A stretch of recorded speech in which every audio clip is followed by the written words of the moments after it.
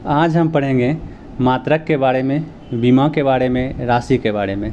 यह बहुत ही महत्वपूर्ण टॉपिक है, इसे बार बार क्वेश्चन पूछे जाते हैं, इसीलिए इसको ध्यान में रखेंगे। भौतिक राशि। भौतिक राशि क्या होता है? वह राशि जिसे मापा जा सके भौतिक राशि होता है। उदाहरण के लिए जैसे आप दूरी को किलोमीटर में मापते हैं, द्रव्यमान हो गया, आयतन हो गया, विस्थापन हो गया, इसे आप माप सकते हैं। इसीलिए ध्यान रखेंगे कि भौतिक राशि वह राशि होता है जिसे हम माप सकते हैं। भौतिक राशि दो प्रकार के होते हैं। ये राशि परिमाण एवं मात्रा के आधार पर दो प्रकार के होते हैं। पहला कौन? अदिश, जबकि दूसरा कौन? सदिश राशि। पहला अदिश राशि, दूसरा सदिश राशि।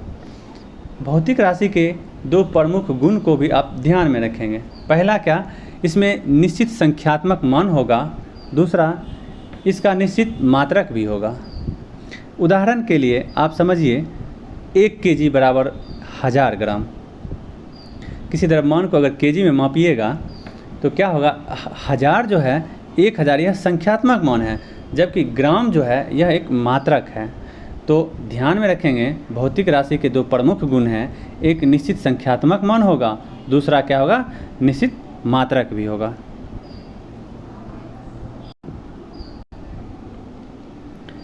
अदिश राशि वे राशियाँ जिन्हें व्यक्त करने के लिए केवल परिमाण की आवश्यकता होती है, दिशा की आवश्यकता नहीं होती है, तो अदिश राशि कहेंगे। अदिश राशि के उदाहरण से कई बार क्वेश्चन पूछ लिए जाते हैं, इसीलिए उदाहरण को नोट करेंगे। कार्य, लंबाई, तापमान, द्रव्यमान, ये सब क्या है?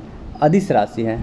तो फिर से एक बार ध्यान रखेंगे, अदिश राशि क्या है? वे राशि जिन्हें व्यक्त करने के लिए केवल परिमाण की आवश्यकता होती है, दिशा की आवश्यकता नहीं होती है, उसे आप अदिश राशि कहते हैं। जबकि दूसरा क्या है?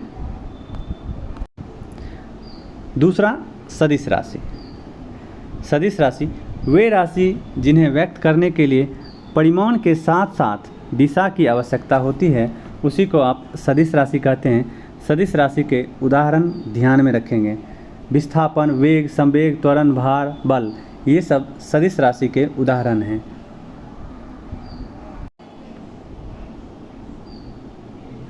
अगर यहाँ से क्वेश्चन उठाता है तो क्वेश्चन कहाँ से?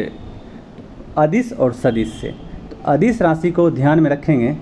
पहला क्षेत्रफल, द्रव्यमान, लंबाई, चाल, दाब, धारा, ये विद्युत धारा, आवेग, समय, यह सब अदिश राशि के उदाहरण हैं और यहीं से क्वेश्चन पूछे जाते हैं। वहीं आप सदिश राशि के उदाहरण को भी ध्यान में रखेंगे। विस्थापन, वेग, त्वरण, संवेग, सदिश राशि। धारा घनत्व, विद्युत धारा, चुंबकीय फ्लक्स, क्या है? सदिश राशि। तो इसके उदाहरण ही बहुत महत्वपूर्ण है, इसीलिए ज़्यादातर उदाहरण ही पूछ लिए जाते हैं। मापन के मात्रक। अब ये मात्रक की परिभाषा ध्यान में रखेंगे। किसी भौतिक राशि को मापने के अंतर्राष्ट्रीय रूप से स्वीकृत मानक को मात्रक या इकाई कहते हैं।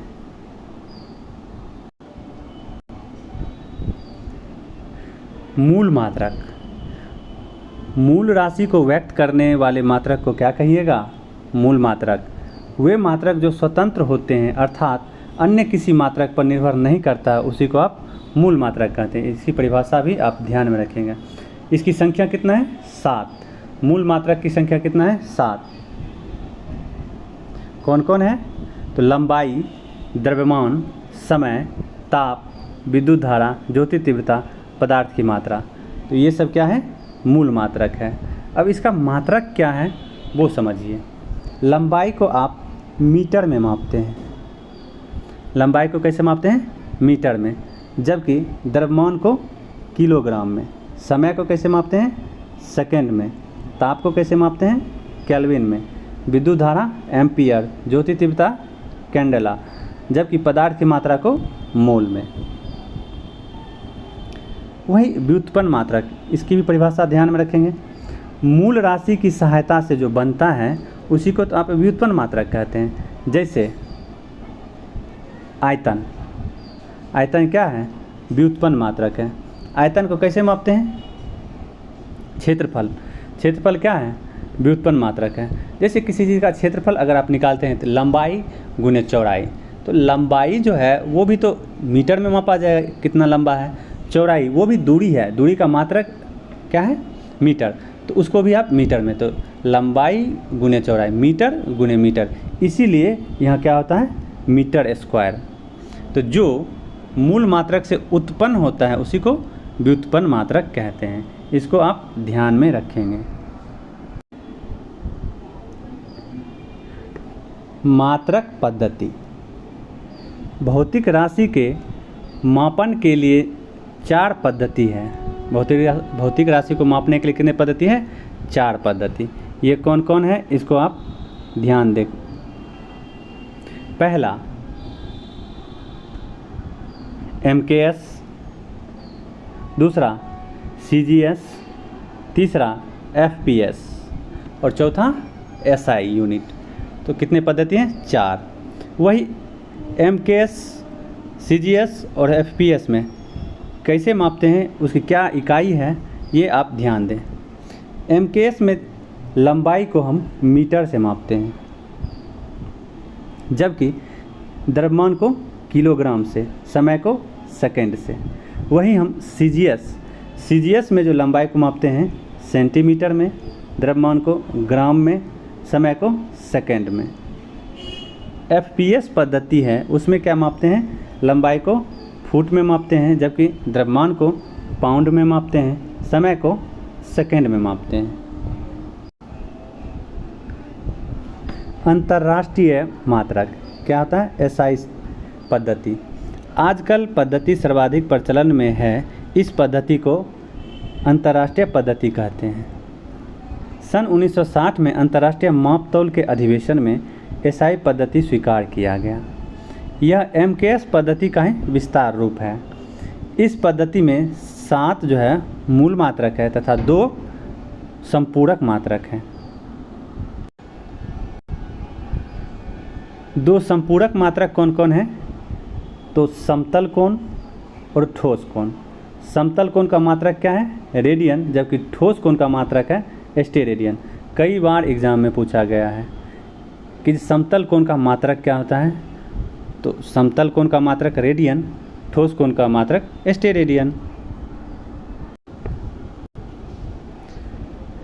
दूरी के महत्वपूर्ण मात्रक जो परीक्षा में बार बार पूछे जाते हैं।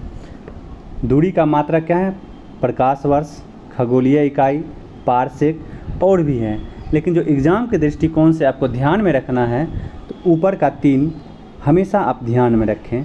एक प्रकाश वर्ष कितना मीटर के बराबर होता है? 9.46 गुने 10 के पावर 15 मीटर के बराबर होता है। वही पारसेक भी बहुत ही महत्वपूर्ण है परीक्षा के दृष्टिकोण से। एक पारसेक बराबर होता है 3.26 प्रकाश वर्ष।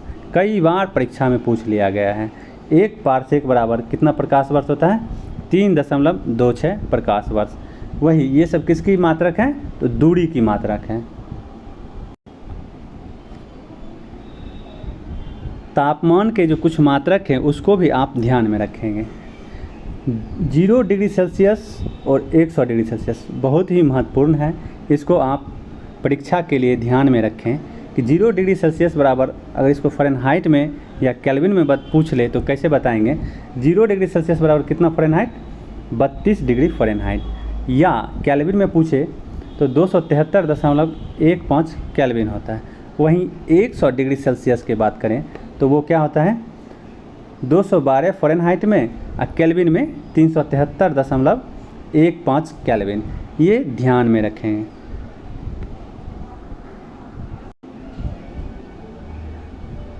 धारिता के मात्रक को भी आपको ध्यान में रखना है। 1 लीटर बराबर क्या होता है? 1000 मिलीलीटर। 1 गैलन तो कई बार परीक्षा में पूछा गया। 1 गैलन बराबर 3.785 लीटर। वहीं बैरल की बात करें, 1 बैरल बराबर 158.987 लीटर। ये बहुत ही महत्वपूर्ण मात्रक है। जैसा कि इस चैप्टर में हम पढ़े थे, मात्रक भौतिक राशि, क्या होता है? तो भौतिक राशि की जो परिभाषा था क्या होता है? जिसे आप माप सकिए, जिसे मापा जा सके, वही भौतिक राशि है। वही भौतिक राशि के दो प्रमुख गुण के बारे में भी बताया हमने। इसका निश्चित संख्यात्मक मान होता है और निश्चित मात्रात्मक मान भी होता है। जैसे कि आप यहीं देख लीजिए, संख्यात्मक मान, हर एक का संख्यात्मक मान और मात्रात्मक मान भी दिया गया है। जैसे 1 लीटर बराबर ये 10 के पावर 3 जो है, ये क्या है? संख्यात्मक मान है। जबकि मात्रात्मक मान जिसको कहते हैं, मात्रक कहते हैं, मात्रक क्या है? मिलीलीटर। ये क्या है? मात्रक है। आज यहीं तक रखते हैं। अगले क्लास में हम फिर किसी और टॉपिक के साथ आपके पास आएंगे। तब तक के लिए आप मन से पढ़िए। धन्यवाद।